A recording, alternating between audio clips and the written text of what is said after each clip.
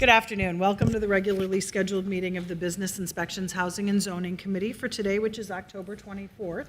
We've been joined by a quorum of the committee, which includes council members Osman, Rainville, and Chavez. We have a relatively lengthy agenda. We appreciate you all being here today. To make it move a little bit quicker, we are going to go ahead and take the consent agenda first. This includes item 8, the liquor license approvals, and item 9, the renewals. Item number 10 is a rental license reinstatement for a property at 3101 Queen Avenue North. Item 11 is a commemorative street name addition made by the Director of Public Works for Oscar Pettiford Avenue on 8th Avenue. Item number 12 are applications for environmental grant funding for the fall 2023 Brownfield Round. Item number 13 is the summer 2023 Met Council Livable Communities pre-development grants. Item 14 is Minneapolis Homes financing application concept to support the acquisition of investor-owned rental properties for affordable home ownership. Item number 15 is Hennepin County's financial assistance for an affordable housing project in the city. Item 16 is an extension of the trust fund award for Simpson Apartments. Item 17, 18, 19, and 20 are land sales scheduled for a public hearing on November 9th. Is there any item anyone would like to pull on the consent agenda? Items 8 through 20. Seeing none, I am going to ask the clerk to record Councilmembers Chugtai and Ellison as being present prior to the vote and ask for all in approval. Signify by saying aye. Aye. Any opposed? Those items are approved. So if you were here for any of those items, they've all been approved. You are welcome to stay for the rest of the meeting, should you choose. We'll move on to our public hearing item, which is item number 1, Laerie Margarite, Minneapolis. And Mr. Muhammad, I believe, is here to give this report. Welcome. Thank you, Chair Goodman and committee members. I'm Licensed Inspector Akbar Mohammed, Licenses and Consumer Services. I'm presenting an application from Laerie Margarite, Minneapolis, owned by Baker and Lover Minneapolis, LLC. The business address is 313th Ave Northeast, located in Ward 3. Current license is a food license. The applicant is requesting an on-sale liquor, limited entertainment with Sunday sales. The proposed hours of operation are for the interior and exterior, Monday through Sunday, 7 a.m. to 3 p.m. They have indoor seating for 40 patrons, and a sidewalk cafe has seating for 15 patrons. On October 10th, public hearing notices were sent to the residents and property owners within 600 feet of the premises. Multi-unit buildings were posted. Notices were also sent to Sheridan Neighborhood Association, Northeast Chamber of Commerce, the Holland Neighborhood Improvement Association, and Council Member Michael Rainville. The Licenses and Consumer Services Division recommends approval of an on-sale liquor, limited entertainment with Sunday sales with no conditions. This concludes my presentation. At this time, I will stand for comments or questions. Are there any questions for Mr. Muhammad on item number 1? Seeing none, thank you so much for your report. We will open the public hearing on item number 1. I understand the owner is present, and I would invite them to speak now. Is the owner of Laerie, which I'm sure you could do a better job of pronouncing this than I. Francois, welcome. Yeah, thank you. It's my first time here, so. Welcome. You dressed perfectly for the occasion. Oh, thank you. Thank you. Yeah, my wife and I, we opened a bakery. We have a location in St. Paul, and we're opening another location in Minneapolis. And we're excited to be here, and we wanted more seating for people to enjoy the French pastries. And we were thinking about having mimosas, but we figured we'd just apply for a liquor license. So it's just a bakery serving mimosas. And I'm happy to be here to talk about it. If there's any concern or questions, I am more than happy to answer. Well, thank you for being here. There are no concerns or questions. We're just wondering where we get the bakery and mimosas as soon as possible. Yeah, So thank we you. appreciate Thank you being here today. That sounds pretty good. Thank you. We'll see if there's anyone here to speak to this issue. Anyone? Anyone? Seeing none, we'll close the public hearing. Councilmember Rainville. Thank you, Madam Chair. It's my pleasure to move forward to make a motion approval for item number 1, but I do have one concern. Your croissants are very, very fattening, and could you maybe cut down on the butter a little bit? I take that as a compliment. Thank you. You're doing a great job, and you're a welcome addition to the neighborhood. Thank you so much for investing in our community. Thank you. Thank you. On Councilmember Rainville's motion to approve the license, all in favor signify by saying aye. Aye. Any opposed? That has been approved. Congratulations to Thank you. Good luck. Thank you. We will move on to item number 2, which is Tap In. Ms. Lingo is here to give this report. Let me just get a show of hands of how many people are here to speak to this issue. And then we'll see, is there anyone in the hallway that wanted to speak to this issue? We're going to try to free up space for you. If there is, this would be an appropriate time to come in now and hear the staff report also. Perhaps, thank you, Angie. Great, thanks. We're just going to see if, let's see if we could do a little rotation here. If there are people here for this item, they should be able to come in to hear the staff report and have a seat, sir. Sirs, all of you. There are 3 seats right in the front. Come on up.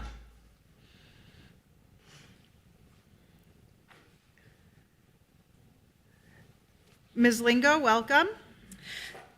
Thank you, Chair Goodman and committee members. My name is Amy Lingo, and I'm the manager for Licenses and Consumer Services, and I'm here to present an application for Tap In, owned by Tap In LLC. Tap In will be located at 2618 Laerie Avenue North, which is located in the 4th Ward. The license being requested is an on-sale liquor license, limited entertainment with Sunday sales. There is to be no patron dancing. The hours of operation will be 7 a.m. to 11 p.m. daily. On October 10th, 2023, public hearing notices were sent to residents and property owners within 600 feet of the premises. Notices were also sent to the Cleveland Neighborhood Association and Councilmember Vitaw. At this time, we have received 124 responses, 98 in support of the application, stating it is new, innovative, and a valuable addition to the community. 16 are in opposition, citing negative impact concerns such as late-night activity, parking, and noise due to proximity of their homes of the proposed business. In November 2022, Tap In came before this committee requesting an on-sale liquor license with general entertainment and a 2 a.m. closing. However, due to the neighborhood concerns, the applicant was directed to apply for a lower level of entertainment with an earlier closing time that is more consistent to the other businesses in the area. It was also recommended the applicant do community outreach to respond to concerns of local residents. Based on the volume of responses we've received, our office feels that request has been met. This location is currently under construction, and there have been no significant 311 or police calls that can be attributable to the business. At this time, License and Consumer Services Division recommends approval on the on-sale liquor with limited entertainment and Sunday sales. Great, thank you. I will see if there are any questions for staff or the city attorney regarding our ability or inability to grant licenses based on any specific criteria. Seeing none, we'll go ahead with the public hearing then. Thank you, Ms. Lingo. There are 10 people signed up. You'll each be given 2 minutes. I'm generally not great with names, so my suggestion is that people who are here to speak just line up, and you'll have the 2-minute, and I'll cross you off the sign-up list. And there might be people who want to speak sooner or later, that's okay. And then I'll go ahead and cross you off. Welcome, ma'am, you have 2 minutes. Please state your name, I'll just cross you off the list. Okay, well, good afternoon. My name is Denisha Gibson, and I am the Executive Director for the Cleveland Neighborhood Association. I'm located in 4th Ward. Since my time as being the director, there have been several potential developers who have come to our neighborhood with the potential to create safe spaces for our residents. Unfortunately, that dream of safe space, what these developers have come to, hasn't came to fruition. Our neighborhood is one of resilience, strength, and unity, and I am here today to voice once again the opinion of some of our residents in support of this new business adventure, as we believe that it will create a safe space and add value to the community that I serve. I understand that there were some reservations that come with change and noticing how people felt once getting the full scope of what's to come. However, we are aware that changes are inevitable, and we want to be heard. I believe this business will add great value to both our local economy and to our community. We've asked for safe spaces. We've asked for positive feedback. And after many conversations with this developer and our other partnered local businesses and some of our residents, we believe that this opportunity for this safe space, collaboration, and community will serve as a reminder to all that we are here and we are thriving and we support all of our local businesses as much as they support our way of life. And we are just waiting to welcome Tap into our neighborhood. Thank you so much. Thank you for your service to the city, and thank you for being here today. Next. It's okay. Just go ahead and line behind her, sir. It's all right. You're doing the totally right thing. Hi, my name is Kelly Rowe. I live at 3211 Thomas Avenue North, kitty corner to the northeast corner of Tappan. And I speak for those of us that live literally immediately around. I would like to start by saying I'm not opposed to a bar restaurant in this location. I'm opposed to the full entertainment portion. I'm sorry, the limited portion since he took off the patron dancing. That's to placate us to the change in that, which is interesting because if he wants to have weddings there, he has to tell the couple they can't have their first dance. In a short time frame, I can't go over all my issues, so I ask you to read the letter because all of us that live immediately have there. I know he has a lot of people. I don't recognize any of my immediate neighbors here. Those of us will be affected by the noise. In this first flyer that he brought to us, it states he will create business and housing ecosystem to serve as an innovative hub, bringing diverse creative professionals and families together. It's a state-of-the-art production of workspace, incubator space for small businesses. Doesn't say bar and restaurant anywhere. It also states in his application to offer rezoning, the applicant is proposing to convert the vacant commercial building into an office for innovation. It also states that it's an art production workspace, an incubator for small businesses with flex hosting a variety of communities. Again, nowhere, cocktail bar, restaurant, full entertainment. We are concerned for safety. We want a safe space. We don't want a music venue in our backyard. Bar, cocktail, wonderful. I want a new restaurant. I want new businesses there. I don't want a music venue at all hours. That is our main concern. We want business. I want a restaurant. I don't want a music venue. Thank you. Thank you. Welcome, sir. Just if you could state your name and address for the record. Hello, everyone. My name is Stephen Johnson, also known as Philly. I am a North Sider, born and raised. Grew up not too far from New Rules and also Tap In. My relationship to Chris, as well as these spaces, date back to 2015. And so I'm a young artist and entrepreneur. I have an arts organization by the name of Intro to Success. And I'm really grateful for Chris and the work he's been able to do for me and my peers. Around 2015 was when I was introduced to this grant system and learning how to get different opportunities and resources to help develop my business. And a big part of my growth was working with Chris, being at spaces like New Rules, and he's done an amazing job of cultivating space for me personally that feels safe for Black and brown youth to develop their ideas. And since working with Chris, I went from having no money to doing things out of pocket. From the first year that I worked with him, 2015 to 2016, I was able to receive my first grant for $15,000. And since then, annually from 2016 up until now, with his help, I've been able to raise on average $1,000.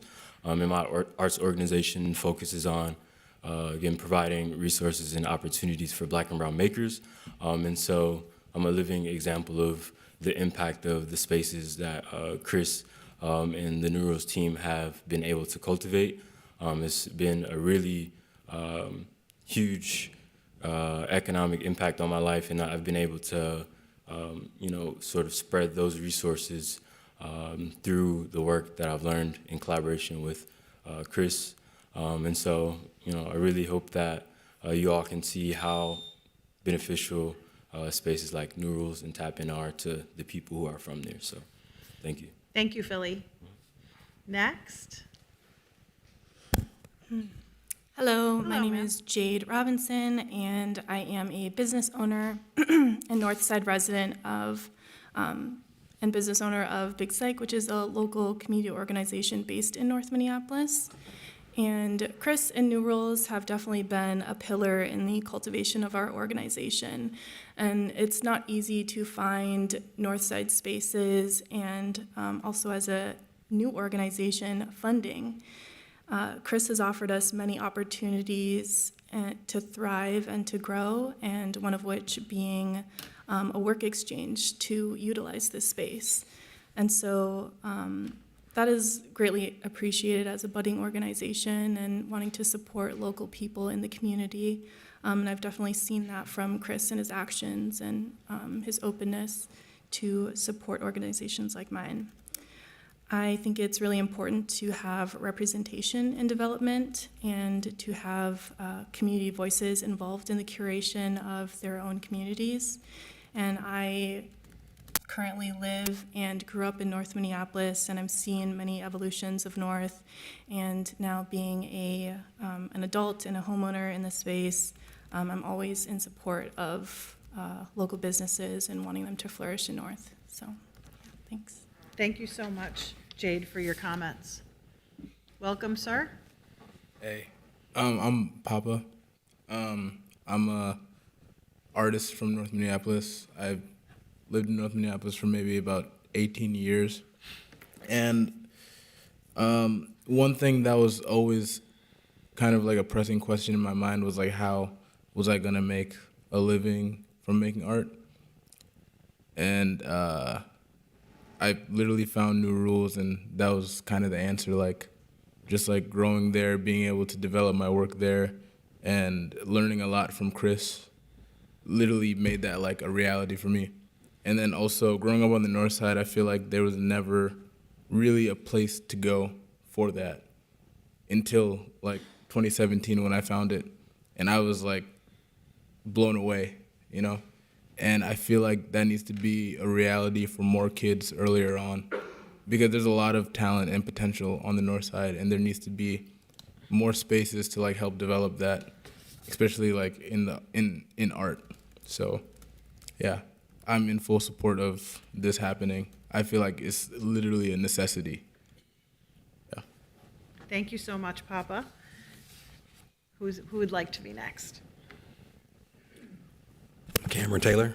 I'm a board member with Big Psych and an affiliate and a good friend of Chris.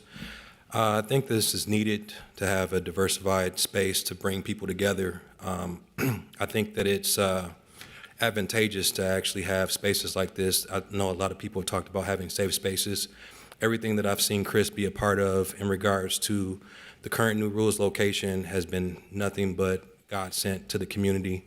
I think actually having a lot of these dilapidated spaces, because looking at what used to be Super America a long time ago, sat there empty for years, and to see somebody actually doing something with that, I think is nothing but been good. So us moving forward with this, I think, will be advantageous for everyone. Also opening up other business opportunities for local business folks who want to actually do business out of the space, I think will also be advantageous. And looking at even the type of, the caliber of individuals, business-minded, young, Black, gifted folks, all from different backgrounds, but just seeing all those people brought together, there's never been any issues in his current space. I don't see there being any issue in this one. So I think it would be a great thing for us to move forward. Thank you. Fantastic, thank you.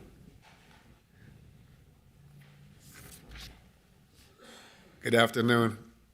Have any of you been to New Rules?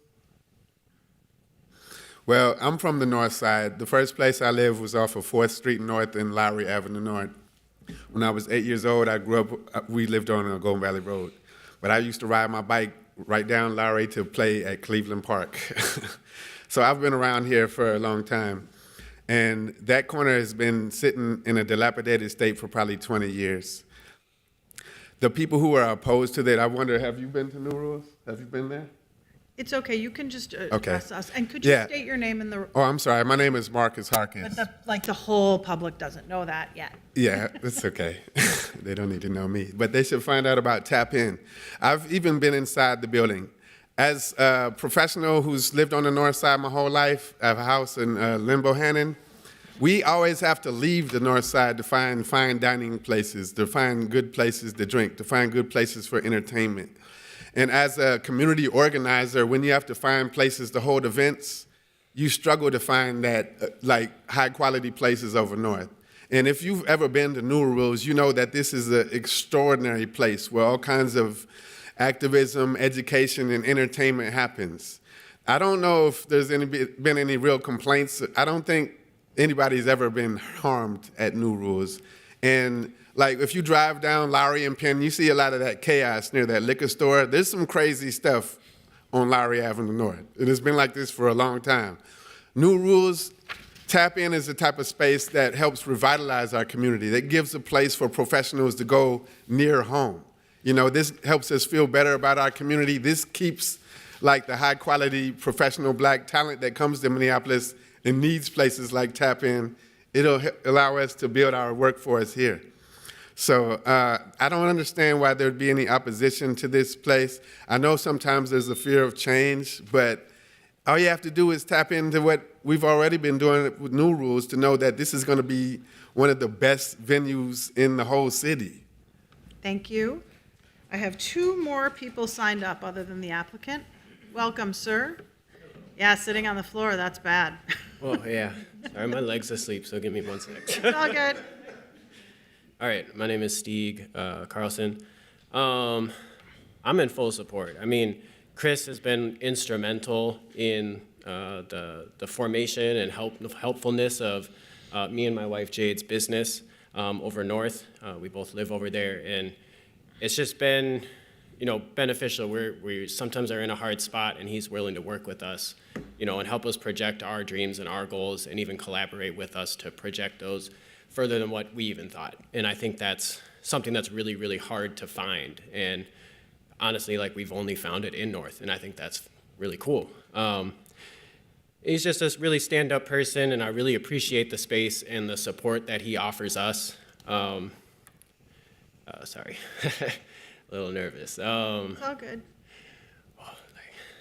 Yeah, and even as like Marcus was saying, you know, it's like when we were building our business, we didn't want to leave North, and so it was really refreshing to find a space like New Rules and to be able to stay close to home. I mean, we live a few blocks from there, so it's really beneficial, and we don't want to have to leave North, and we want to be able to support the community where we're from and not have to outsource what we offer. So I'm in full support. Chris is awesome. Yeah. Thank you for being here. I'm pretty sure there's an actual seat for you in the third row, so you do not need to lay on your leg any longer. There's one additional person, Sophie Weber. Would you like to speak? Fantastic. Thank you for being here. Salutations, everyone. My name is Sophie Weber. I'm a part of the New Rules family. I have been designing Tap In, the lead designer, and this has just been such a beautiful journey, and this is surreal. I would love to address and put some words to one of the key concerns of dance and movement in the space, or partying, and really saying, you know, movement is a part of humans. We're not going to deny that movement will be present, but it's not a club. You know, there's no intention for consistent parties in that tone. It's a space for connecting over drink and over food. There will be different styles of gathering there, and we're excited to look at what that looks like. The intention of the space and the design is nature. It is soft shapes, rounded corners, warm colors, connective tones, and the name, Tap In, connectivity. And the intention of this space is invitation of connecting community and looking at how we can explore that. And by no means is our intention creating moments of harmful disconnect or of intentional malice. And yeah, I think, you know, with the invitation of gathering, of food and drink, so much beauty is going to come to this space and already has in our journey making it and in the community making it, and watching the process and the invitation and looking at what, yeah, like I said, the call and response. Like the building has the words of community written on it, and that was a part of our intention in the groundbreaking, and that's a part of how we wish to move forward with the space. And with that, you know, creating a dialogue of trust with neighbors and commitment, and yeah, can't wait, so. Thank you for being here. The last person on my list is the applicant. Good afternoon. Good afternoon. Hello. Good afternoon, Council. Thank you, everybody, for speaking. Really a pleasure to be here amongst you guys again. First, just want to start by responding to Ms. Kelly Rowe's comments earlier. As you can see by the diversity and the people who have spoken before you today, our work and our narrative and how we describe new rules, new rules, the name new rules, was rooted in creating new behaviors that don't exist, language that doesn't exist. And so we have created a verbiage system that we use. As I explained it to Ms. Kelly and other neighbors in our rezoning application, the first application, the second application, it's always been modeled off of, hey, the second thing I say is, have you seen new rules down the street? It is the exact same thing. This is a springboard space and growth evolution to what we've done down the street. Down the street, the city, you guys put us in the box of a restaurant.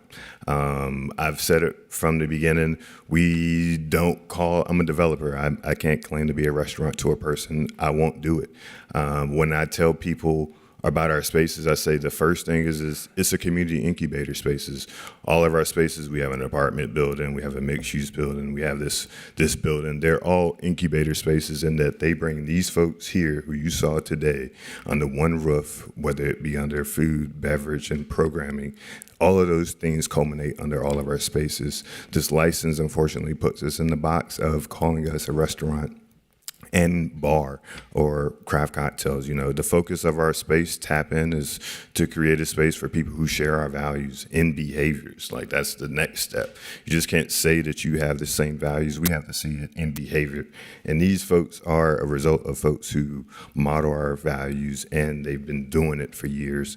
And Tap In is a space that's going to bring those folks together. If you happen to get hungry, if you happen to get thirsty, we'll have food for you. I look forward to seeing you all there. Thank you. Thank you so much. Is there anyone else here who would like to participate in the public hearing? Anyone? Anyone? Seeing none, I will close the public hearing. Councilmember Ellison. Thank you, Madam Chair. I'm not going to make a motion. I'm inviting my colleagues to. I also have spoken with Councilmember Vital, and I know if you all have spoken with her, I know where she's landing on this issue, and aldermanic privilege and all that being considered, I would ask you to weigh her opinion much more than you weigh mine now. But I think I would be remiss if I did not mention that there are entities involved in this project that were also involved in the ownership and the operation of Bell Lofts. And on the north side, that was a really, when you talk about harm generated in the community, when you talk about displacement, Bell Lofts was a prime example of that. And I think that what I saw when I'm examining both this license and when I'm examining, who was involved with Bell Lofts, I think I saw a real steep lack of accountability there. I think I saw a real steep lack of care there. And the reason I won't make the motion is because I know that, we cannot, it's two different LLCs. We cannot deny a license based on that. But I would be remiss if I didn't mention it. I'm still in touch with a number of Bell Loft residents, not every single one, but I'm still in touch with a number of them. Some of them no longer live in Minneapolis. Some of them have been permanently displaced. And from my vantage point, when it came to accountability, a lot of folks stepped in, the city stepped in, and and it was super imperfect.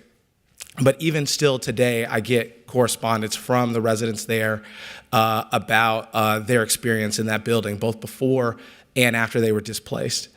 My questions, broadly, and I have no questions for the applicant, but my questions broadly are, when things go wrong, when it's not just easy going, are we going to see a level of responsibility and a level of accountability that the North Side deserves? Or when things get tough and the chips are down, are we not going to experience that? I can't know somebody's heart. I can only know what I've seen so far. And so I'm naming what I've seen so far. That's all. Thank you. Fair enough. We're not going to take any more No, the public hearing is closed. Sit down. No. He has an election certificate. He's allowed to say his truth. And we are going to keep that open for council members here. I'll ask staff if they have any response to, will the city do something should there be a problem? Mr.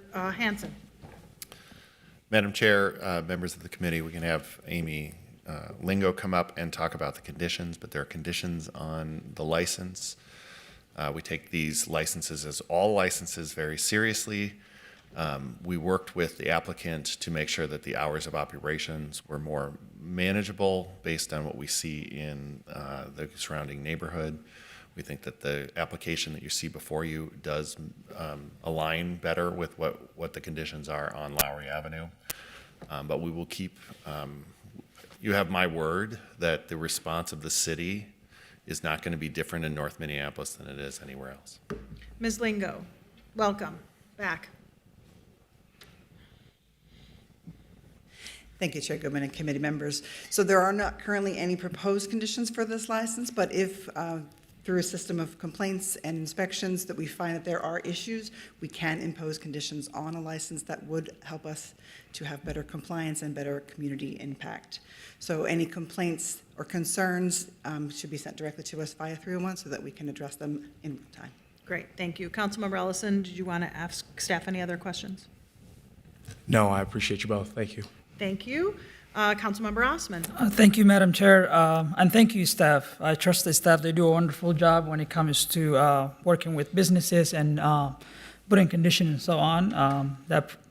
So also, I do want to thank you all for coming and speaking out. It sounds like some of you had really, great experience working with Chris and also calling this place a safe space for you. And I do want to talk about a little bit of what Councilmember Allison mentioned. I think the most important thing is responsibility, taking responsibility of the individuals that are running their businesses in the community and working with residents that are surrounding them, and also accountability and so on.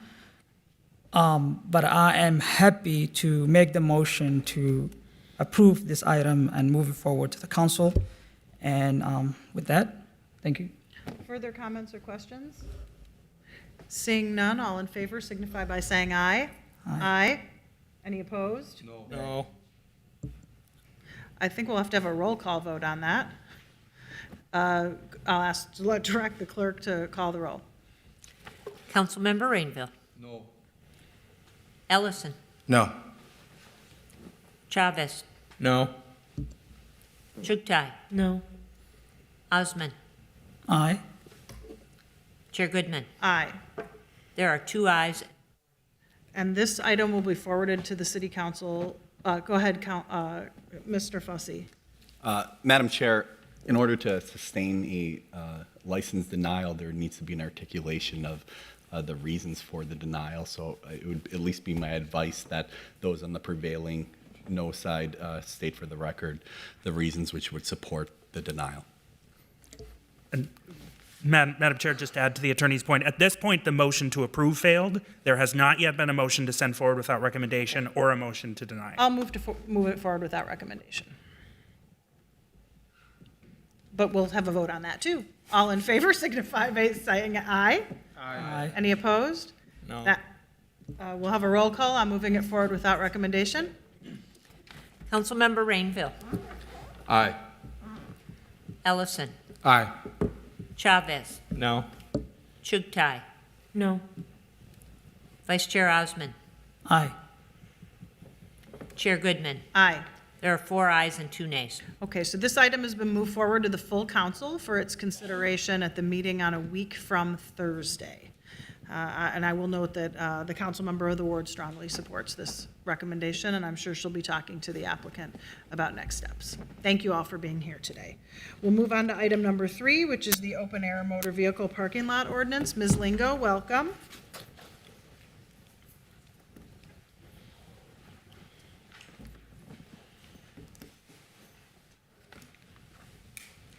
Good afternoon, Chair Goodman and committee members. Once again, Amy Lingo, Manager for Licenses and Consumer Services. Today I'm presenting an ordinance amendment to Title 13, Chapter 319, Open Air Motor Vehicle Parking Lots, amending provisions related to security, operations, and management. Open air parking lots are often located at centers of commercial entertainment activity. The combination of where these lots are, as well as the open nature of said spaces, surface lots and their customers are directly impacted by public safety concerns and behavior. This ordinance amendment includes measures to increase safety in open-air parking lots throughout the city. The changes will allow for the ability for added enforcement measures that will increase safety for those who use and work at these parking lots in the city of Minneapolis. If approved, the update will allow for Licenses and Consumer Services to require a public safety plan for every new and renewal license application for surface parking lots. The public safety plan will be reviewed by the assigned person within the Minneapolis Police Precinct where the open-air parking lots are located. This public safety plan process is already in effect with other license types, such as on-sale liquor and wine, extended hours, and rental halls. On October 11th, notices were sent to 63 license holders, as well as business and neighborhood associations in the city of Minneapolis. We have received 0 responses. I stand for any questions or comments. Are there any questions for Ms. Lingo on item number 3? Councilmember Rainville, do you want to speak to item number 3, since this is something you brought forward? Yes, thank you very much. I'm going to move approval. No, we haven't had a public hearing. Oh, I'm just thank giving you you. an opportunity to fill people in or speak on this item, should you choose to. Thank you. I haven't had a chance to talk to all my colleagues about this, but this is simply increasing public safety by having a public safety plan that's approved by the local precinct, similar to what we do for restaurants and bars. It's just another measure to get control on the violence that's coming out of parking lots. Great, thank you for that explanation. We'll open the public hearing on item number 3 and see if there's anyone here to speak to this issue. Anyone? Anyone? Seeing none, we'll close the public hearing. Councilmember Rainville. Thank you, Madam Chair. I move approval of item number 3. Item number 3 has been moved. Further comments or questions? Seeing none, all in favor signify by saying aye. Aye. Any opposed? That item is approved. We'll now move on to North Market bond issuance. Ms. Shaw, I thought was here. Who is doing? She is. Ms. Shaw, welcome.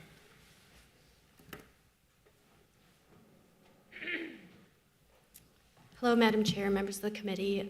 We are requesting to forward the action item for North Market to next Biz Committee meeting for a public hearing. And the reasoning is because there was a clerical error in the public hearing notice that was published in the Finance and Commerce and Star Tribune on October 7th. Because of that error, the incorrect address was posted. So we are going to be republishing this past Saturday and are asking to forward the public hearing to November 9th Biz Committee. Okay, great. Thank you for letting us know that now. The clerk has noted that also on the agenda, but because people might be here, we'll go ahead and offer the opportunity to anyone who'd like to speak today on this public hearing. If you are here, the public hearing itself will be continued, so people will get a chance to speak then as well. It's very unfortunate that happened. A delay at the end of the year is a delay, so thank you for bringing that forward quickly. I will then close the public hearing and move to continue this until November 9th, which looks like it'll be about a 10-hour meeting. So just a warning to you. All in favor signify by saying aye. Aye. Any opposed? That item is approved. We'll then move on to the Agra Affordable Housing Project Financing with Ms. Bartels. Good afternoon, Chair Goodman and committee members. My name is Linnea Graffender-Bartels, and I'm a Senior Project Coordinator in CPED. I'm here today requesting host bond approval for the Agra Affordable Housing Project. You may recall that at your last meeting, I was here with the TIF and contingency loan requests for the same project. And given that Agra was before you so recently, I won't go into detail about the project today. But as a reminder, it is a 6-story, 155-unit, mixed-use affordable housing project that will redevelop the old Perkins site at 901 27th Avenue South in the Seward neighborhood of Ward 6. Agra has been allocated up to $28,320,000 in tax-exempt bonds to be issued by the City of Lauderdale to finance the project. Housing revenue bonds provide access to 4% housing tax credits allocated by the City of Minneapolis, and those credits will generate approximately $20 million in equity to help fund the project. As required by federal and state law, the City of Minneapolis must grant host approval for these bonds to move forward to closing. Staff recommends host approval of the bonds issuance for Agra, and I'm happy to answer any questions the committee may have at this time. Are there any questions for staff on this project? Yes, I do. Go ahead, sir. Thank you so much. Great to hear this building. I know it's been vacant since last 3.5 years. Do we know the project timeline and when the developer will complete their project? Chair Goodman, Councilmember Osman, the plan is to close on the financing for the project before the end of this year and start construction immediately thereafter, and it'd be about an 18-month construction period. Great to hear that. Thank you. Other questions for staff? Seeing none, again, thank you so much. We will open the public hearing on item number 5, which is the issuance of housing revenue bonds for the Agra project by the City of Lauderdale, and approving the housing program associated, as noted by staff. Is there anyone here to speak to this issue? Anyone? Is there anyone from the development team here? Okay. You want us to do this? You might want to come up and say a few words. I don't know, it's like a multi-million-dollar bond issuance. Apologies, my name's Cameron Olson. I'm with Wellington Management. I would just like to give a special thanks to the City of Minneapolis. I know you guys are busy. Wellington is super eager to get this project pushing forward, and we're excited to get in the neighborhood, so thank you. Thank you. We're very excited about this project and really proud of the level of affordability. I understand there's just many very large units in the project, correct? Yes. Which is very difficult to do, and I can see our staff smiling because it's a major priority for the housing team to have 3- and 4-bedroom units, and you will have a number of them. Councilmember Osman agrees. Thank you for being here. Thank you. Is there anyone else here to speak to this issue? Anyone? Seeing none, I'll close the public hearing. Councilmember Osman. Thank you so much. And like I said, I'm really excited about this project. 3 years ago, I met some of the developers, and we talked about those large units and, the green part of it, and super excited. So I'm happy to move forward. Item number 5 has been moved forward. Further comments or questions? Seeing none, all in favor signify by saying aye. Aye. Any opposed? That item is approved. We'll move on to item number 6, which is tax-exempt multifamily housing revenue bonds for Wad Commons. Ms. Galasper, welcome. Thank you so much, Madam Chair. Every hard one. Is that like your job in housing? The hardest projects give I to try you. to tell them. I try. The most complicated, the most difficult to finance. Thank God Yes, you're I was here. going to introduce the project by saying it's been a long time coming. How many years would you say? I don't know. 2009. I don't know, almost 20 years. Yeah. But I've only been involved for the last few. At any rate, Wad Commons is the final phase of a multi-phased redevelopment project, and it will be located at 1900 East 22nd Street in the Seward neighborhood of South Minneapolis in Ward 6. The project is a new construction, 6-story, 39-unit rental project with a mix of 1, 2, 3, and 4-bedroom units, all at or below 60% area median income.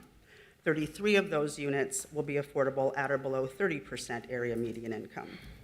The project also includes 9 units set aside for households exiting homelessness, 15 units with 3 or more bedrooms for larger families, and the project has also secured 24 project-based vouchers from the Minneapolis Public Housing Authority. In addition to the unit mix, the project also features public art, demonstration stormwater management elements, a playground, community planting beds with programming, and walk-up townhouse-style units. The project will also provide services on site through a partnership with Simpson Housing. Simpson is a recognized service provider and has served more than 2,000 individuals each year. The total development costs for this project are approximately $27 million. Newer Development and Seward Redesign have joined forces to create Wad Commons Limited Partnership. Noor is an emerging minority woman-owned company providing real estate, development, general contracting, and investing opportunities throughout the Midwest. Seward Redesign is a local nonprofit community development corporation established back in 1969. The borrower will be a single-purpose limited partnership. The developer is requesting and staff is recommending approval for an additional award of affordable housing trust funds in an amount not to exceed $530,000. Preliminary and final approval for the issuance of tax-exempt multifamily housing revenue entitlement bonds in an amount not to exceed $13.7 million. A loan sourced with community project funding from the Department of Housing and Urban Development in an amount not to exceed $1.8 million. And the reissuance of a city loan in an amount not to exceed $627,077. We are also seeking approval to amend the Metropolitan Livable Communities Development Account Award project description and authorize a 2-year extension of the existing Affordable Housing Trust Fund Award. Wad Commons Limited Partnership has submitted a bond application requesting up to $13.7 million in tax-exempt multifamily housing revenue entitlement bonds. The bonds will generate approximately $11,380,605 in tax credit equity as a source of funds to the project. The developer's participation in the project includes $91,380 in deferred developer fee, and the status of the bond's entitlement is shown in a table in the body of your report. With respect to the Affordable Housing Trust Funds, the project is eligible for an additional award due to an increase in the number of eligible affordable units. The additional award brings the total award to $1.25 million. That total award represents about 5% of the total development costs and will leverage more than $25 million in additional sources. Regarding the city TOD loan, the city issued this TOD loan of $600,000 to Seward Redesign back in 2009. The purpose of the loan was acquisition and redevelopment of Seward Commons. As part of the original approvals for the Bessemer Apartments in 2019, the Minneapolis City Council authorized a partial loan repayment to be reserved for future assistance to the Wad Commons project. We're proposing to reloan these funds plus accrued interest under the same terms as are applicable to the Affordable Housing Trust Fund. With respect to the CPF funds from HUD, Congress made $1.8 million available to the City of Minneapolis through the Consolidated Appropriations Act of 2022 for the Wad Commons project. The city is the grantee and is responsible to ensure the project is completed in accordance with applicable federal rules. The city and HUD worked through a number of funding strategies, and in order to make the benefit of these grant funds, in order to maximize the benefit, they'll be provided to the project as a loan at 0% interest with a term to match that of the Affordable Housing Trust Fund loan. With these actions, the project will have secured all of the required city approvals and headed to closing in early 2024. Happy to stand for any questions. Are there any questions for Ms. Glasper on her report? Thank you very much. It was very thorough and appreciated. We'll open the public hearing on item number 6. This is a number of actions presented by staff, including the tax-exempt multifamily housing revenue bonds. Is there anyone here to speak to this issue? Please. Council members, Chair, it's my honor to be here. I remember you approving this project when it was initially started. It's taken almost 5 years to get here, and it just tells you how long affordable housing, small affordable housing projects taken in the city of Minneapolis. I really appreciate your support, and I'm grateful to have the support of the city staff presenting this project with all the complex financing structure that we have and the length of time it took to get here. It's going to serve a number of families, and it is the last project of Wad Commons.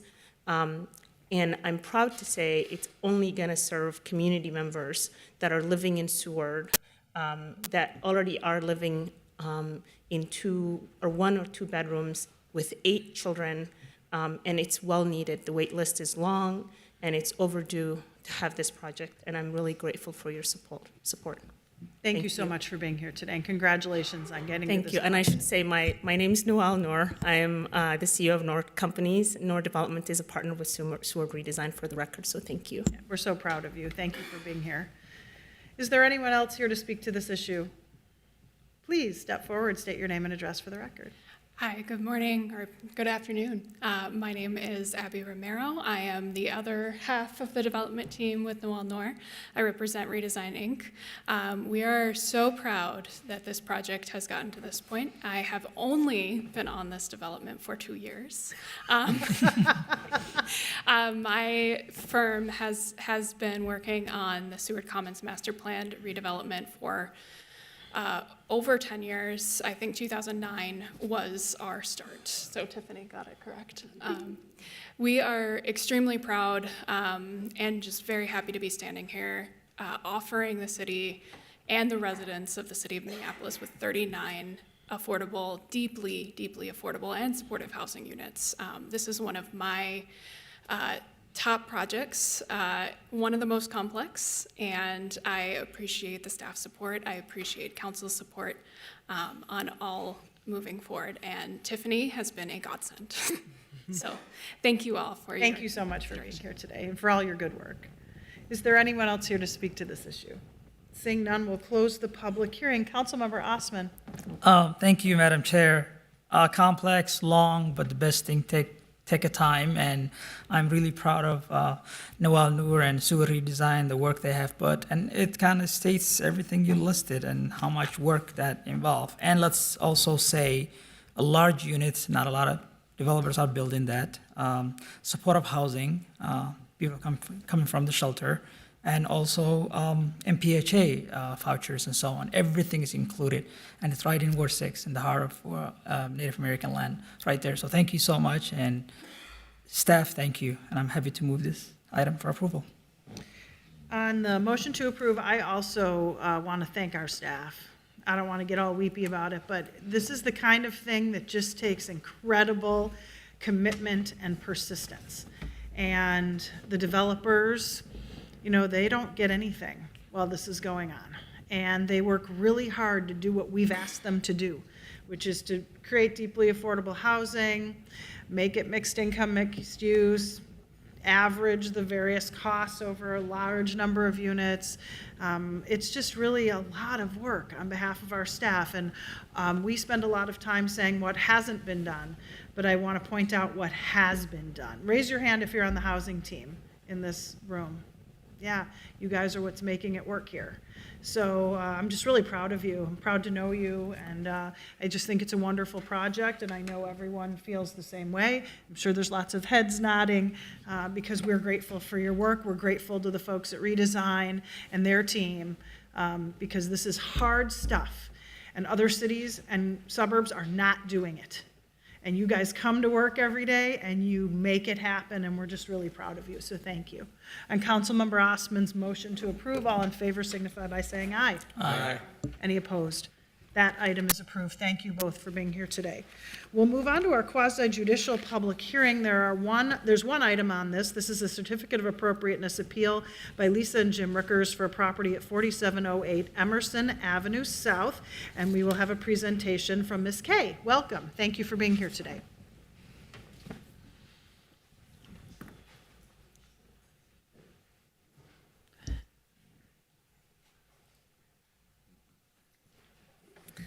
Good afternoon, Chair Goodman, committee members. My name is Erin Kay, and I am a city planner in the Historic Preservation subsection of the Department of Community Planning and Economic Development.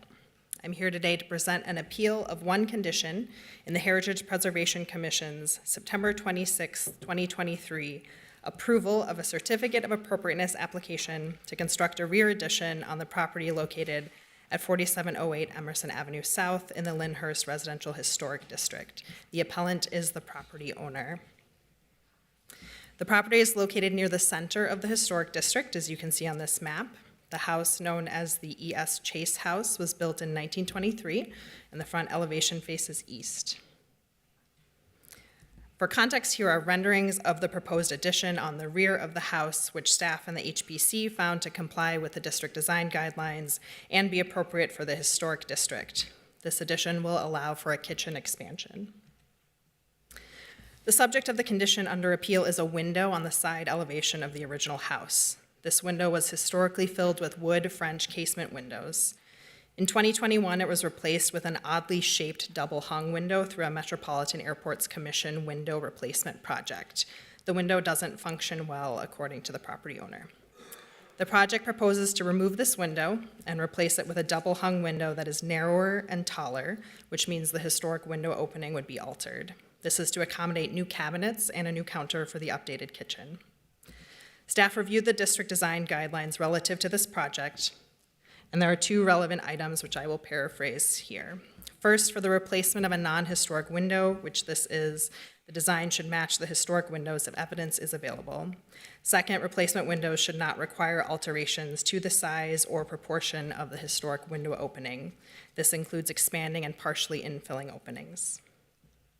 As a result, staff recommended a condition of approval as follows. The window opening just west of the chimney on the first story of the north elevation shall not be altered. If replacement is necessary, the opening shall be filled with wood double French casement windows as it was originally filled. At the HPC hearing on September 26, 2023, commissioners discussed this condition at length and expressed varying opinions on the appropriateness of this alteration.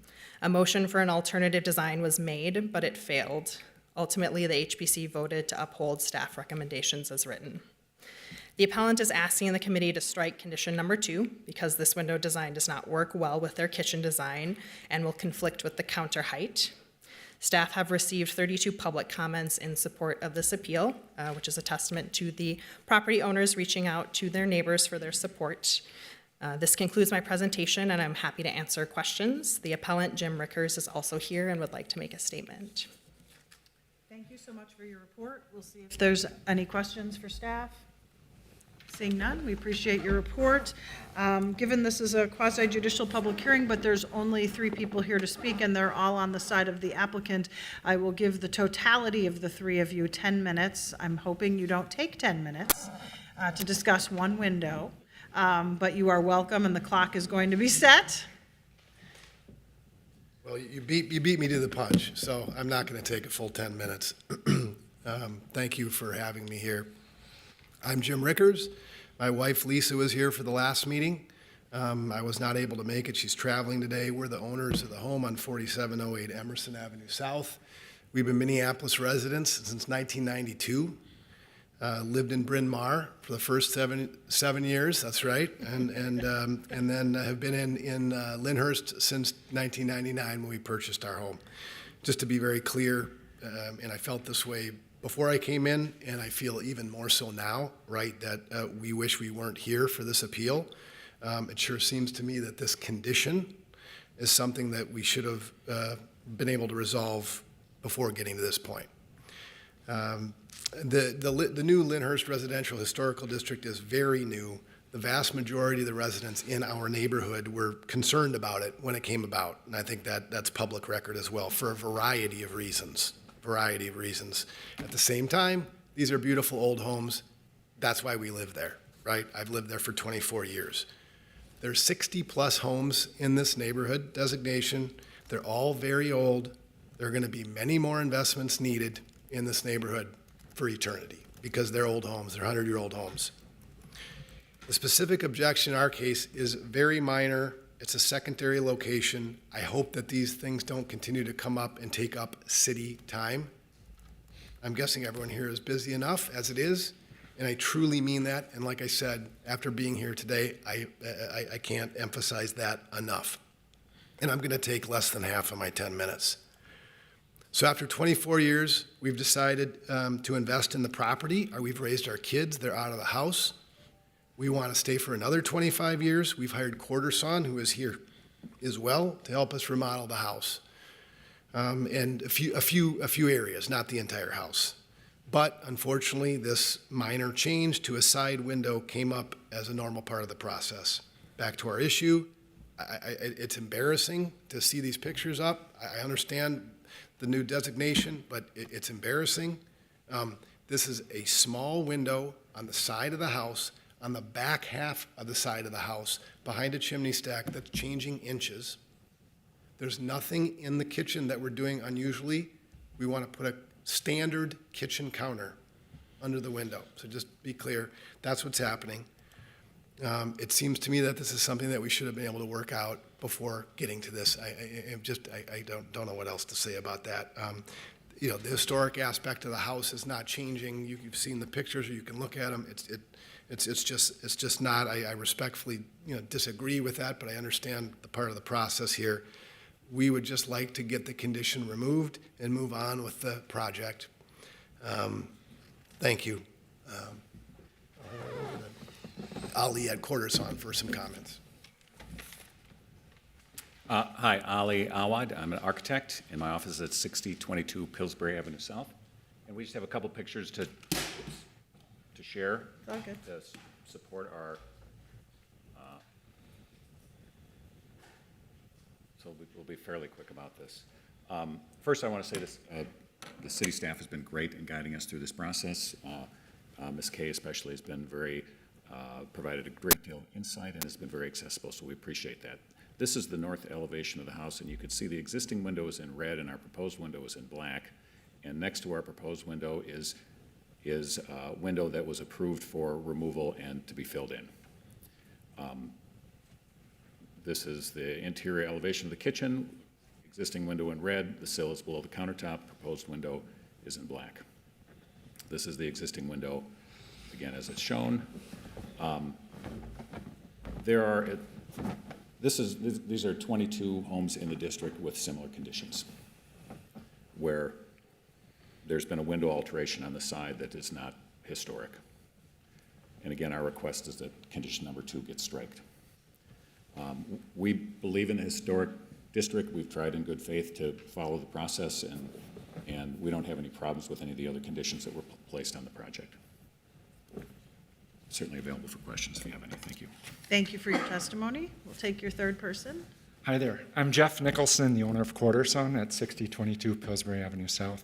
I just wanted to stand up and re-emphasize a couple of the points Jim and Ali made, and that is, of the 66 owners in the district, we have support of 32 of them to change this window. A brief informal survey of the homes, over 22 homes have windows. What Ali was mentioning was that the windows have been changed and altered. They're no longer historic.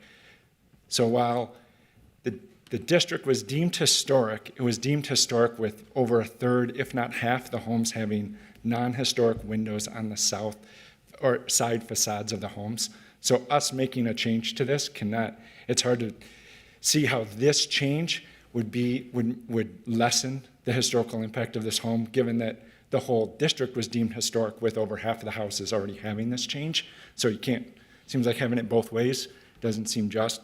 And really what we're here for is, as the slide points out, the staff and the commission was asked, I'm just going to zoom in. In the residential historic district guidelines, it states new window locations will be considered on the side and rear walls New windows on side walls should be set back at least 1 bay from the primary facade. Our point is that that chimney clearly delineates between the first bay of the house and the second bay, and the Historic Preservation Commission and staff interpreted very strictly the guidelines, and we've got over half the homeowners in this district saying that's not what they want. They don't want this strict of interpretation of these guidelines being upheld. The second bay is the back half of the house. Over half the houses in the neighborhood already have these changes. As Jim mentioned, the other half of these homes are going to want to make changes to the back. You're talking about millions and millions and millions of dollars of property in the city that, as a business owner in the city, we remodel these homes. Jim and his wife Lisa have taken wonderful care. They want to live in these homes for the historical nature. What we're asking for permission to do is not going to be detrimental to the historical nature of this. And I think you've heard from the constituents of the neighborhood affected, the homeowners, and seen the example that a more generous interpretation of the rule would allow for a very nice project and, a family to continue to reside in a wonderful Minneapolis home. Thank you. Thank you. We'll see if there's anyone else who'd like to speak to this issue. If not, I'm going to close the public hearing. Councilmember Rainville? Thank you, Madam Chair. I'd like to move to grant the appeal for item number 7. Councilmember Rainville has moved to grant the appeal. I'll also identify some of the findings of fact that I'd like the city attorney to add to the record, which is this does not undermine the historic nature of the district. It is clear that you could interpret the rules to allow this to be towards the back of the house.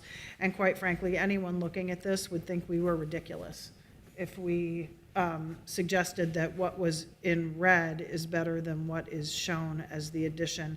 Most people would say this is mere inches. Why are we harassing these owners? And I would also say this was not an easy district to get through. We fought for it. I supported it, and some of the neighbors didn't support it. And at the time we said, this is not going to be something that is going to be terribly intrusive. We don't want to see wholesale demolition in this beautiful area, but I don't think there was ever an intent to get into a level of detail like this. It's unfortunate it couldn't be resolved in advance, but that happens, and so that's why we're here.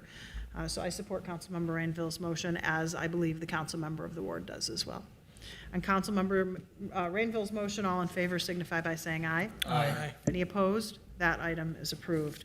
We'll now move to our discussion items. I'm going to work backwards, however, and ask that we first hear the two kind of program updates that we had asked for in items 22 and 23. In agenda setting, we determined that these were items that we felt that members of the council would want to know about. These are changes to the Homeownership Minneapolis program as well as the owner-occupied rehab program. A lot of work has gone into this on behalf of staff, so we'd just like to have brief presentations, and then lastly, we'll take the legislative directive rental payment methods item. Welcome, Ryan. Thank you, Chair Goodman and Biz Committee members. I'm Ryan Estigan. I am a senior project coordinator in residential first single family, I guess I call it, REDS. A little nervous here, first time. Don't be nervous. All right. Just do a little turn or take a deep breath, turn around. All right. Y'all look All the right. same. You guys are still here. All right. Thank you for your time today to review the city's down payment assistance program, how it's performing, and some changes we're recommending to the program. So first, I will explain the Minneapolis Homes program as a whole. It is an umbrella term with 3 tiers of support models, which are access homebuyer support, focused on improving access to home purchasing in the city. This support is achieved through funding programs focusing on homebuyer education, down payment assistance, and housing stabilization for renters and current homeowners. The second is create affordable homeownership units, which you guys probably are more familiar with, which is our Minneapolis Homes program or single development program. We manage city-owned land sold for developers to create a new affordable housing units for homebuyers below 80% area median income. And the third, which you'll hear about after me, is a sustained preservation of homeownership, focused on keeping current homeowners in their homes through access to home improvement loans. So Minneapolis Homes, as a whole has centered the comprehensive plan goal of eliminating racial disparities in home ownership. Disparity is due to centuries of public policy in our country that have excluded Black, Indigenous, people of color, or BIPOC communities from accessing wealth.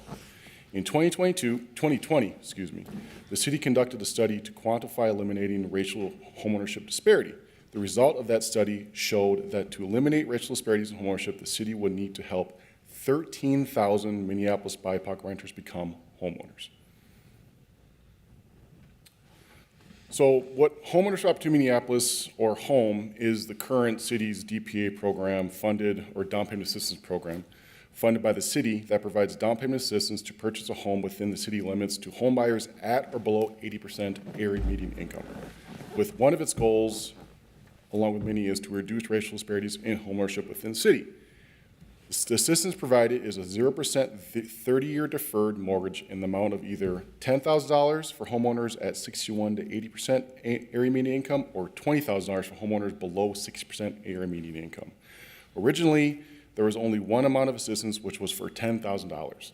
For home buyers in 2020, with the use of American Rescue Plan dollars, City Council approved adding a tier for below 6% AMI home buyers for $20,000 of assistance.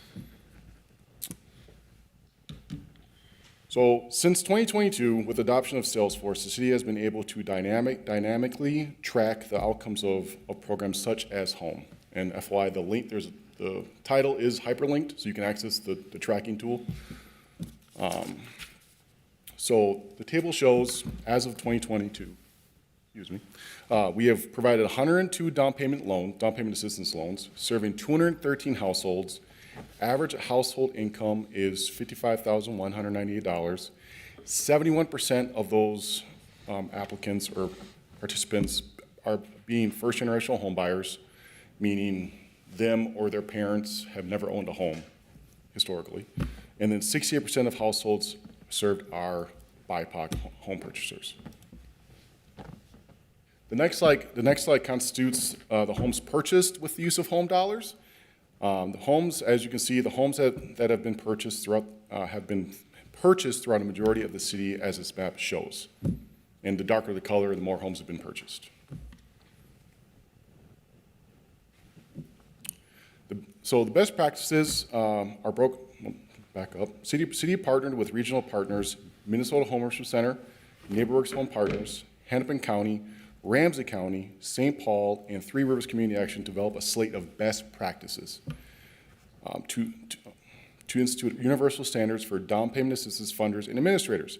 The practices aim to increase investment, improve targeting of down payment assistance resources, ease of access, and facilitate standardization and transparency. The group was also one of the main stewards of the first generational DPA pilot that the state approved earlier this year with Minnesota Housing and another agency. So the best practices are broken down into 6 topics that down payment that all down payment assistance programs should have, which are fund reservation for home buyers, eligibility requirements, minimum amount of assistance, home buyer education requirements, repayment requirements, and allowing subordination. So when the original amount of assistance of $10,000 was based on the market in 2016 with the original approval, with interest rates at 4.32% and the city's average home price of median home price was $282,660. The market has changed, as we are aware, since the origination, with interest rates increasing from 4.32% to 7.31%. And home prices increasing 37% from 2016 to $315,000 as median home purchase price. These four original down payment providers, Minnesota Housing, Hennepin County, the state's first generational down payment assistance program, and Twin Cities Habitat's Advancing Black Ownership Special Purpose Credit, provide assistance influenced by the best practices I just highlighted. Homeowners using Homeownership Opportunity Minneapolis program can layer with these programs to deepen the assistance to purchase homes with the current market. So now, Due to the changing market and the alignment with the goal of the best practices, city staff are recommending changes to the Homeownership Opportunity Minneapolis program that would now be called Minneapolis Homes Access Down Payment Assistance Program. Their changes are based on 2 tiers, eligibility changes and assistance changes. The eligibility changes are limit the program to first-time homebuyers, require homebuyer education and financial wellness to be completed prior to execution of the purchase agreement, lower the front-end ratio or the minimum housing payment for applicants from 20% to 15%, expand allowable properties from 1 to 2 unit properties to 1 to 4 unit properties, explicitly allow individual tax identification numbers or I-10 mortgages and no interest mortgages, and reduce the occupancy requirement from 30-year or lifetime to a 10-year term, which wouldn't trigger any repayment. And then assistance changes are continuous assistance for the 60% area median income and below tier originally funded with ARPA. Tie the amount of assistance provided by tier to the median county home value adjusted every 3 years, but with approval by CPED director. 3% of the median Hennepin County home value for households between 61 and 80, and 6% of median Hennepin County value for households below 60% area median income. And permit home buyers to reserve funds for a renewable 90-year term with the program administrators that we contract with. Next steps are pending approval of these changes by you all in the 4th quarter, or I guess next month, starting the 4th quarter, or we're in 4th quarter. City staff will release a RFP or request for proposals to contract with administrators that will start next year in 1st quarter for the new changes of the new program. And then there's 2 letters. I believe I didn't get a chance to attach to the RCA, but one's from Minnesota Home Center and other one's from the Housing Advisory Committee in support of these changes. So in closing, questions, if you guys have any. Councilmember Ellison, followed by Councilmember Chugtai. First, just want to thank you for the presentation and for some of these changes. One had a real quick question. I usually don't like to ask questions that I don't already know the answer to, but for the eligibility changes and for the first-time homebuyer, I know that sometimes we have folks who are living in a land trust home. Yeah. And they want to go and that's stabilized them and been a great asset to them, but they want to transition into a home where they can get their full equity. Right. Would they be ineligible, or is there room for us to sort of think of them as a first-time home buyer because you don't get your full equity with a land trust home? Chair Goodman, Councilmember Ellison, the program is focused on first-time home buyers. In that situation, they wouldn't be considered a first-time home buyer since they have already been part of the original ownership. So, but there are other resources for them. So a lot of the other programs, I believe, don't require a first-time home buyer to be qualified, especially like Minnesota Housing or other programs. Got it. Thank you. And then just also wanted to see, could you list some of the administrators that we use? Just kind of curious to kind of know who our partners are in this work. Correct. So currently, our Councilmember, our Chair Goodman, Councilmember Ellison, our current contracted administrators are NeighborWorks Home Partners and Build Wealth Minnesota.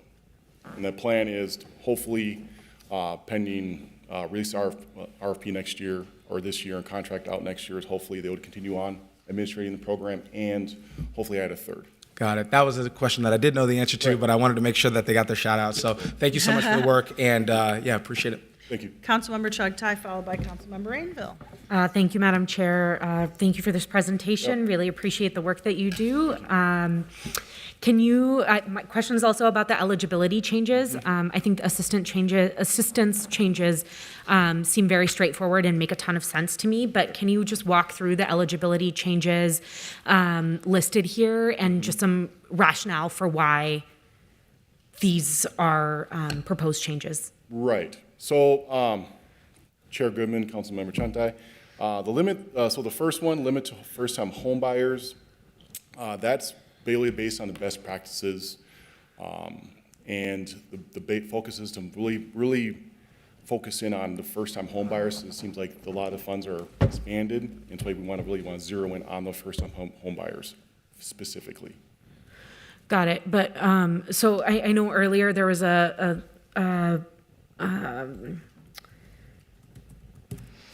was it 71% are first generation generational, home yeah. buyers? And I know that's different from first time. Yep. But like usually I would have assumed that we make changes to eligibility to address like a problem Right. that's coming up. And so are we having a lot of people that are applying that are not first time home buyers, or the opposite where most people applying are first time home buyers? Right. You know. Chair Goodman, Councilmember Chanta, I'll take that. I'll look into that. I'll get back to you on that if that's okay. That's excellent. Thank you. Yeah. Second one is home buyer education and financial wellness is required to be completed prior to execution of the purchase agreement. That current requirement is still in our program already. It's just we had it required prior to closing of the transaction. So we're just moving it ahead a little bit so there's information provided so people are aware of what they're getting into initially. Got it. Third one is lower the front end ratio for applicants, or minimum housing ratio. Let me get the correct term here. Lower the front end ratio or the minimum housing payment for applicants from 20% to 15%. So essentially we're lowering that down so people have more, expands the access out for the program. Expand eligible properties from 1 to 2 units to 1 to 4 units. Expandable, just because it feels very isolated for 1 to 2, so we want to expand out for 1 to up to 4 plexes so people can generate some sort of wealth and then rent out the other 3 units. Explicitly allow I-10 borrowers and no interest mortgages. Again, access program, a lot of times expand out for communities that have been, maybe can't qualify for the program, specifically for immigrant population and sort of people that don't really align with interest. And then the 10-year occupancy is something that right now our current program is focused on if you sell it or if you convert it to a rental, you have to repay the loan. So now our programmer is going to say, the goal is to say, pending approval, is to say after 10 years you can rent it out if you want to and generate some wealth on that home, and you don't have to repay back the city loan. Got it. And how does that, the 10-year occupancy requirement for, let's say, a 4-plex, that's just one of those units has to be occupied? Yep. Great, Yep. excellent. Yep. Okay. Yep. Thank you so much. You're welcome. Thank you. Councilmember Rainville, followed by Councilmember Osman. Thank you. I just have a quick question. You gave a very good presentation, very thorough. But one of your slides, you listed, I think it was 5 sources of help. And my question is someone eligible for one of the 5, 2 of the 5, all 5? Yeah, I mean, it's, Chair Goodman, Councilman Rainville, I think it's, they can apply for all 5 of them if they would like to. It's not, we're not secluding them out from applying for those. It's just additional tiers of resources they can use to access a home with the current market. So they can apply for housing, the Minnesota Housing First Generation Program, and then Hennepin County if they would like. So it's basically they have these are just additional resources they can access to deepen the assistance to purchase a home. Thank you, but my question is, can they accept then all 5 of those sources of money? So you might end up getting well over $100,000. Mm-hmm. Chair Goodman, Councilmember Rainville, yes. I guess I'm not, I understand. Can I help? Yeah, go ahead.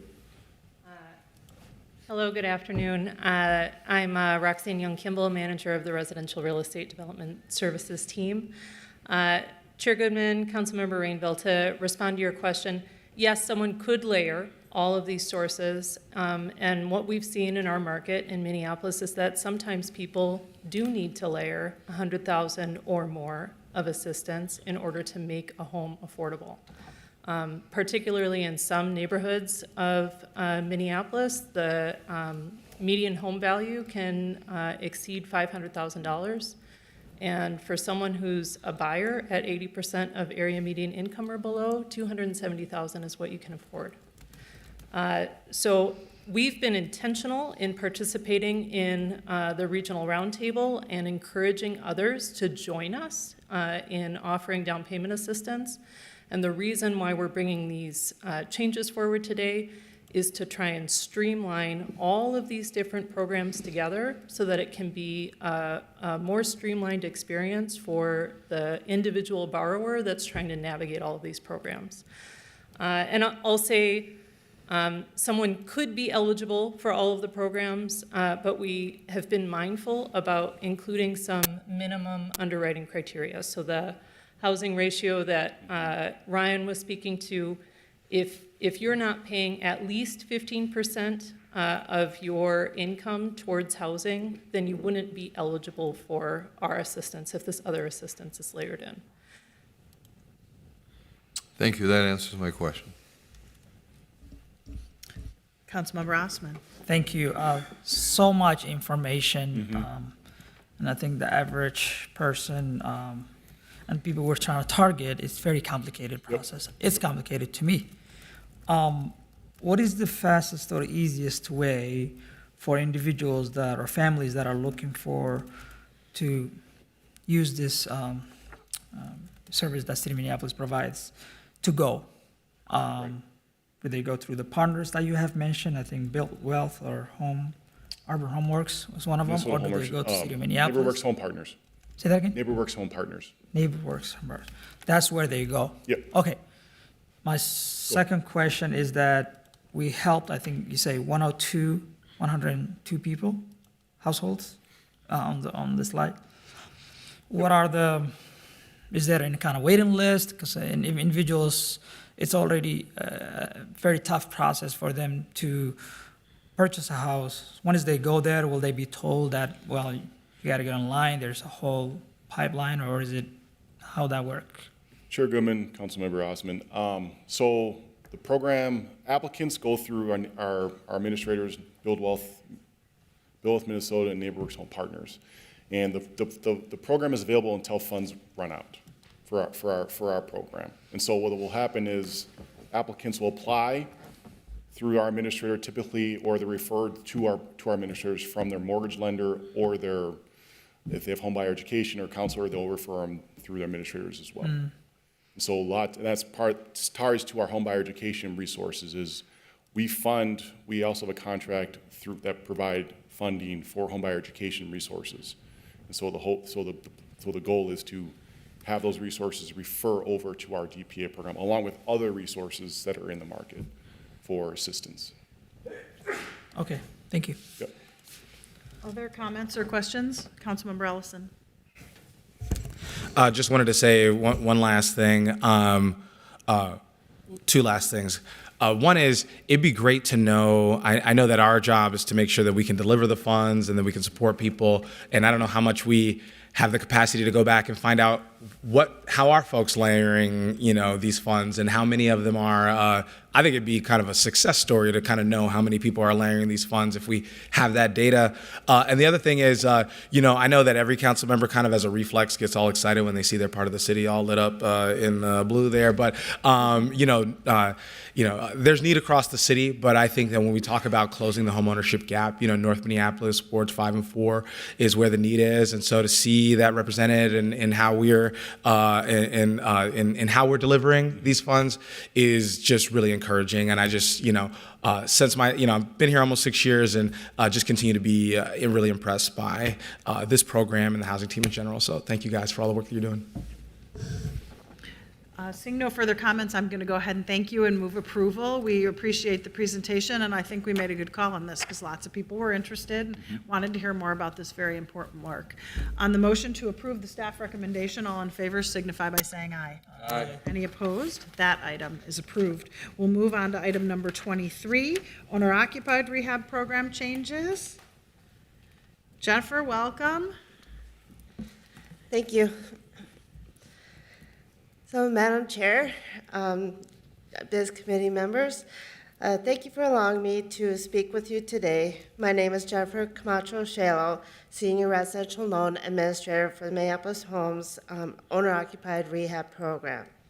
The Owner-Occupied Rehab Program provides home improvement financing to homeowners at or below 80% of the area median income to improve livability conditions and encourage investment in general renovation.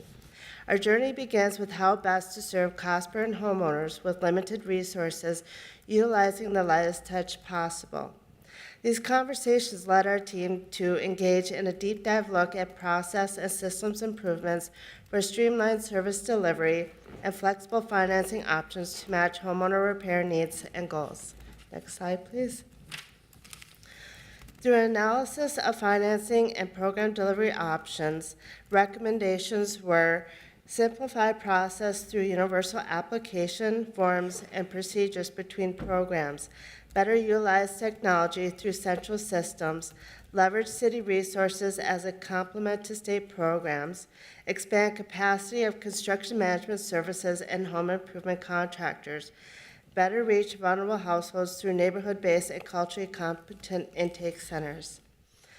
Since municipal housing programs are an integral part of our program, the success of any future change hinged on what accommodations municipal housing would approve. These recommendations include aligned program requirements with HUD CDBG to ease layering state and federal resources, reduce paperwork by allowing lenders to use their own universal application and forms in lieu of municipal housing's forms where possible. From this conversation, municipal housing adopted many of the recommended policy changes for statewide application.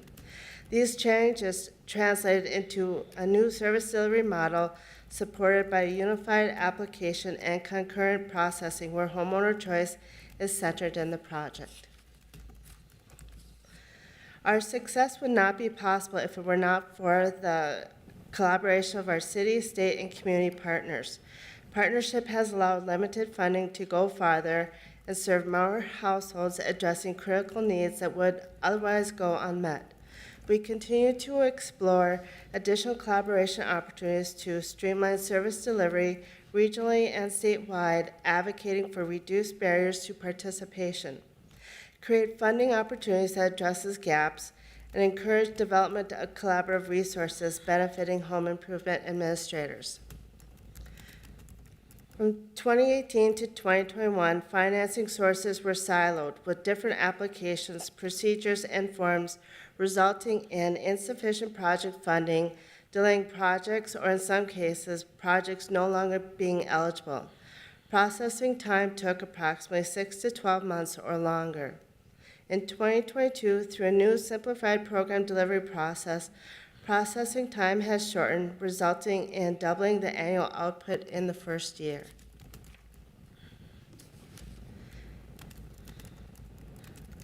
With homeowner choice at the center of the project, their goal drives the next steps. If only a small repair is sought, the homeowner would not be required to participate in a lengthy health and safety process or finance repairs that were not an immediate concern. If more extensive and costly project is being sought, a project plan layering multiple sources is developed. Since the relaunch of programs in June 2022, it became clear more flexibility was needed to address the growing complexity of health and safety projects and further incentivize and make more affordable general renovation projects. For the home improvement program, we proposed the following changes. For emergency repairs, provide a $25,000 deferred loan that does not reduce available funding for non-lead health and safety repairs. For health and safety repairs, provide a $25,000 deferred loan, removing requirement that prior funds received for emergency repairs reduce amounts available for the health and safety project. For lead mitigation, where repairs are identified by a third-party risk assessment, establish a grant limit of $50,000. For general renovation financing, we propose two options. For the amortizing loan, fully subsidize the interest rate on a municipal housing or bank amortized loan product to support a maximum loan of $75,000, 0% interest, amortized up to 20 years.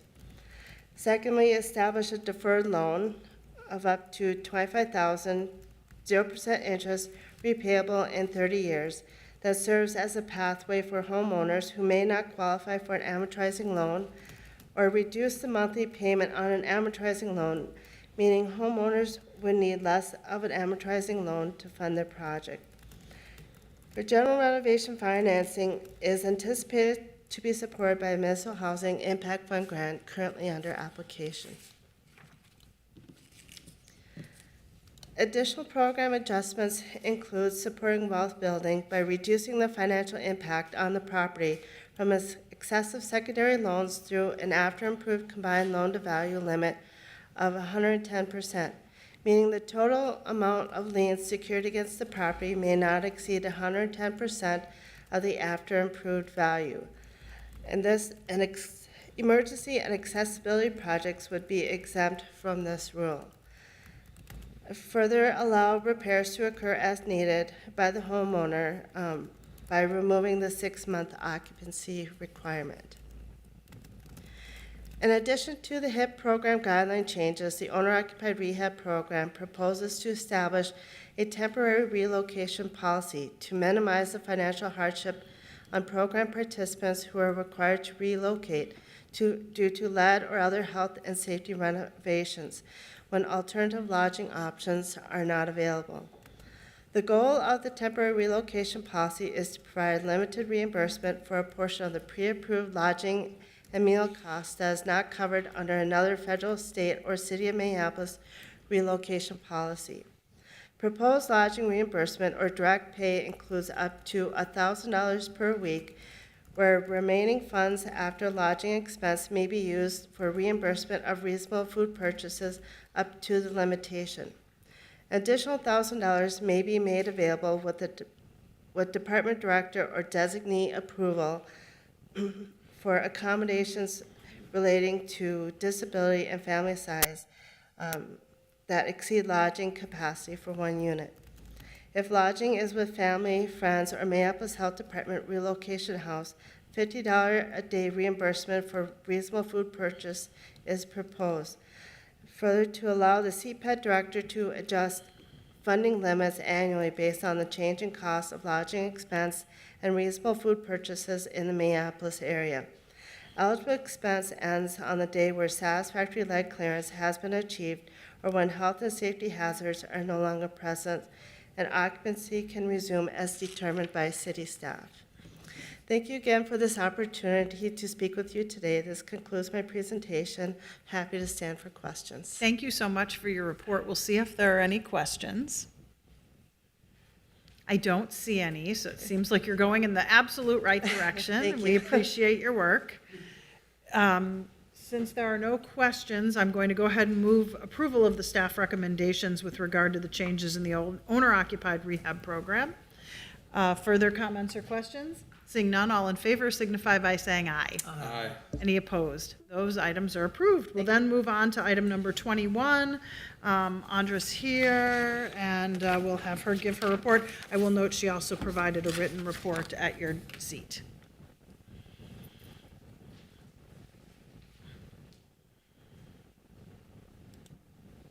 Welcome. Thank you. Good afternoon, Chair Goodman and council members. I'm Andra Bosniak, the Data Policy and Communications Manager for Regulatory Services, and I'm here before you today to discuss the Rental Payment Methods Legislative Directive. City staff was asked to provide research and analysis and recommendations in strengthening renter protections for rental payment methods. In general, the city would likely be able to take actions on 4 of these 5 items that you see before you, pending more analysis and specific details, and depending on council interest. The development of regulations would be straightforward but highly dependent on the specifics. City Attorney's Office, CPED, and Regulatory Services work together on this legislative directive. We're also appreciative of the time and high-level feedback of legal aid, Homeline, and MHA in providing more context and identifying potential unintended consequences.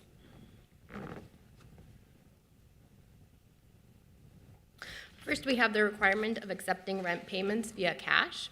According to the Federal Reserve, there is no federal statute mandating that a private business, person, or organization accept cash as payment. Private businesses are free to develop their own policies on whether to accept cash, unless there's a state law that says otherwise. While there are several states that do have these laws, Minnesota is not one of them, the only reference being in state statute that when they happen, cash rental payments do require a receipt. From a renter perspective, this could provide an additional option for payment, and we anticipate general support for renters.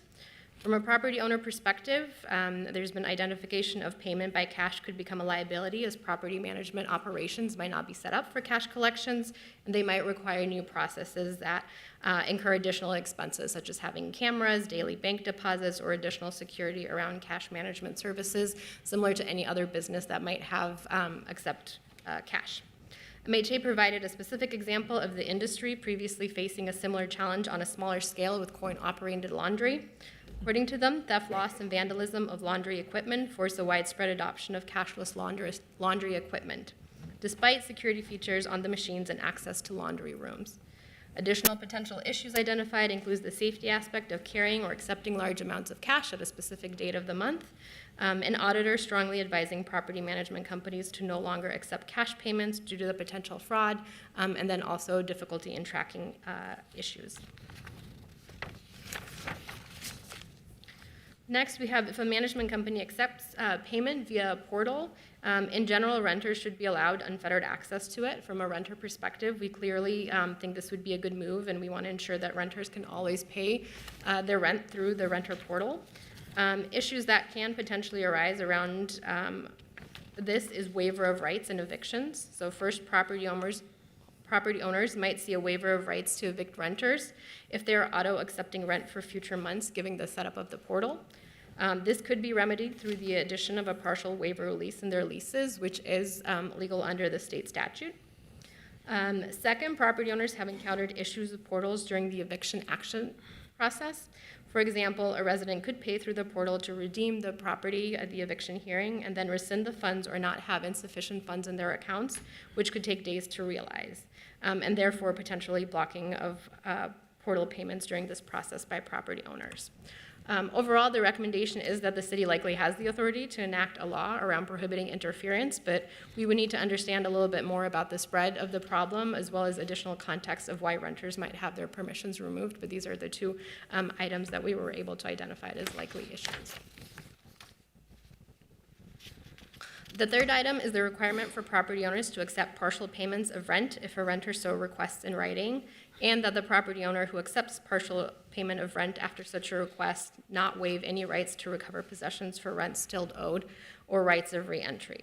This is contrary to state statute, which says that a property owner does waive the right to evict on that basis unless the parties agree to this non-waiver in writing. Given the specificity of state statute, any policy would conflict with the explicit state process. For renters, we've heard that partial payments encourage renters to potentially pay out rent that will not ultimately allow them to stay in the home.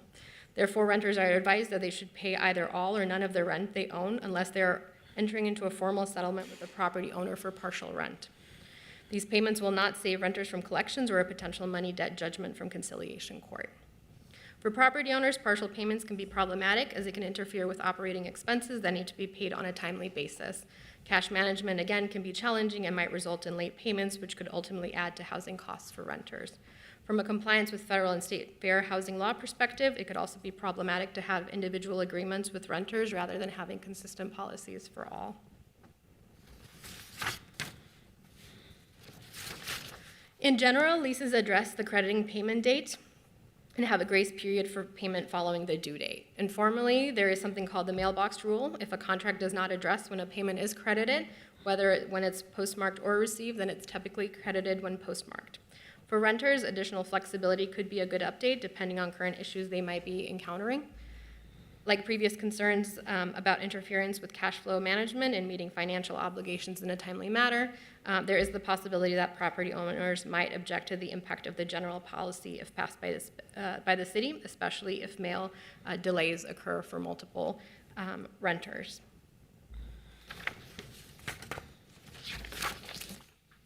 The last item is the prohibition of fees via a specific method of payment. So again, this is likely a portal. While the city would likely have some authority around the types of fees required, there are also many fees that property owners are reasonably allowed to have, such as those from a third-party portal or credit card fees or surcharges that are passed on to property owners. A new Minnesota state statute that goes into effect in January will require that property owners disclose all non-optional fees in the lease agreements. Therefore, any fees that are mentioned will need to be reviewed on a case-by-case basis. The city could potentially require a secondary rent payment option. There is a precedent in a New York law that states a landlord should not require a lessee or tenant to use an electronic billing and/or payment system as the only method for the rent of payment. So we could have a secondary payment option that is free of fee, required for all property owners in the city of Minneapolis. And lastly, in conclusion, the city does have the authority to move on 4 of the 5 items. If the authors would like to move forward legislatively, staff recommends a deeper stakeholder engagement to allow for more nuanced analysis of these cases. This could also allow for more understanding of unintended consequences as well as potential racial equity implications. And I think the general feeling is that the resulting details would drive the potential solutions. The actual development would not be the bulk of the work, but rather understanding where some of the cases come from. This concludes my presentation. I can stand for questions. Councilmember Osman, followed by anyone else? Councilmember Ellison. Thank you so much for that presentation. Is there any law directing the rental properties in City of Minneapolis, directing the rental properties to how to collect options? Do we have any laws that telling the property manager or the property owners this is how you should collect? Is there anything in the city that? Chair Goodman, Councilmember Osman, there is nothing that I am aware of. Perhaps Joel would like to speak to. Okay. I just want to mention one thing that I think giving options for residents is really important. What I'm seeing right now in practice is that many properties are only given one option, which is pay online. Not a lot of people have access to online. There are seniors, there are people with disabilities. I understand the cash part of it. I think there's so many complicated ways. Someone who has worked in properties, I can see the challenge of that. But also, I guess this question is for city attorney. Do we have authority to tell the rental properties to give 2 or 3 options? For example, if you are giving residents option to pay online, would you also tell them you can pay by check, you can pay by money order? Do we have authority in the state law as a city of Minneapolis to act? Thank you, Madam Chair and committee members. And yes, I would agree with that general assessment. As Andra said, and the staff who looked at this, our general assessment is that there probably is authority for such a regulation. Exactly what shape it would take would need to be worked out. And again, because there is authority for something, that doesn't take into account what ramifications might be for all the interested parties. And I think that's what the recommendation was really getting at, is that those really need to be fleshed out some more. But I would say that our general finding is that there is definitely most likely room for some sort of regulation in that area. Wonderful. Thank you so much. Great work. Thank you. Councilmember Ellison, followed by Councilmember Chavez. I think most of my questions actually were addressed with Councilmember Osman's questions about giving folks options. Instead of telling them, you have to do this, can we give them kind of a menu of options of you have to do one of the 3 as opposed to just the one option that they're often given. So I think that, thank you for that question. I think that's a great thing for us to be exploring. And I just wanted to thank you for the presentation and the analysis on this. It's one of those things that, we'll get anecdotes up here, but to be able to kind of look at it and understand what the real issue is really important for us. It's really important for us to have that kind of information so we can make decisions. It sounds like my dream of tenants being able to pay just a little bit of money in cash every day is not a possibility. but other than that, I really do appreciate the data and the look that we're taking at this. So thank you. Councilmember Chavez. Thank you, Chair Goodman. Andra, I just want to say thank you for all your work and Reg Services and all our staffs and community partners that you worked on to give us this really descriptive and important presentation. And just want to show my thank you for that. I look forward to meeting, me and Payne, Councilmember Payne, look forward to meeting with you on the next steps, and also welcome my colleagues here to be a part of this process. This is a citywide effort. Want to make sure that our residents are getting any help they can get. So thank you. So the motion in front of us is to receive and file. All in favor signify by saying aye. Aye. Any opposed? That has been received and filed. Thank you so much for your report. Seeing no further business before us and without objection, we Chair have Goodman? further business, okay? Number 24.